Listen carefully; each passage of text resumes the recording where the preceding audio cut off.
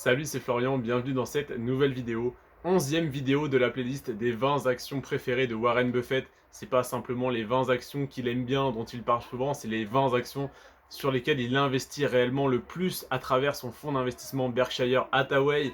Aujourd'hui, je te fais donc la 11e vidéo. Je suis parti de la 20e action sur laquelle il investit le plus vers la première. Donc là, on est sur la 11e vidéo en partant de la 20e. Donc on est sur la 9e action sur laquelle il investit le plus. C'est l'action Wells Fargo, comme tu l'as vu dans le titre de la vidéo. Wells Fargo, qu'est-ce que c'est? C'est un groupe financier américain dont le siège social est à San Francisco, en Californie.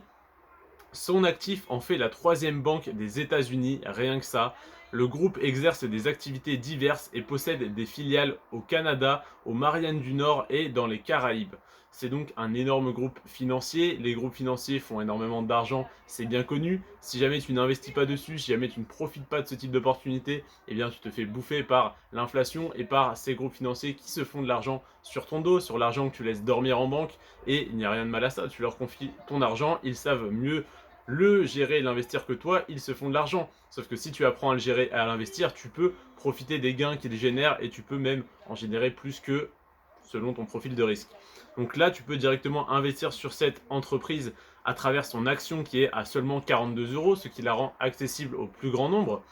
En plus de ça, elle est en légère croissance sur les 10 dernières années de 33%, donc c'est une bonne nouvelle dans le sens où elle n'est pas dans le négatif, ce sans quoi je t'aurais dit d'office que ce n'était pas du tout intéressant d'investir dessus, parce que sur 10 ans, une action qui ne sait pas se relever, une action qui est en perte sur 1 mois, sur 6 mois, sur 1 an, voire sur 3 ans, je peux comprendre. Déjà sur 3 ans, ça commence à faire mal. Par contre, sur 5 ans, déjà, je n'accepte plus qu'une action soit dans le rouge, et sur 10 ans, encore moins. Donc là, elle est à plus 33% sur les 10 dernières années. C'est très faible comme croissance, mais ça reste correct.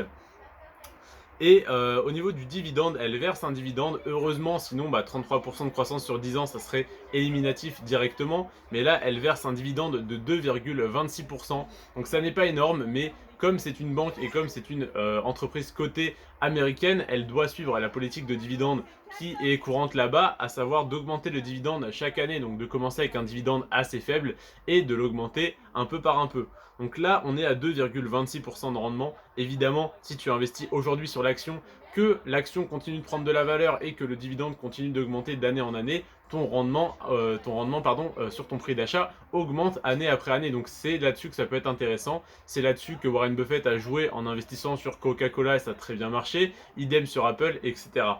Donc 2,26% de rendement sur le dividende, c'est faible. 33% de croissance sur 10 ans, c'est faible. Par contre, les deux ensemble, couplés à une croissance relativement stable et relativement régulière, ça peut être intéressant selon ton profil de risque. Si tu as un profil très très peu risqué, bon père de famille, qui ne veut pas gagner des millions, mais simplement sécuriser ton capital, lutter contre l'inflation, alors là du coup lutter tout juste contre l'inflation, avec une action avec une aussi faible performance, eh bien ça peut te suffire, ça peut te convenir. Ça convient à Warren Buffett, ça convient à sa stratégie, ça ne convient pas du tout à la mienne qui est bien plus agressive avec un profil de risque un petit peu plus, un petit peu plus agressif on pourrait dire, et des espérances de gain un peu plus élevées.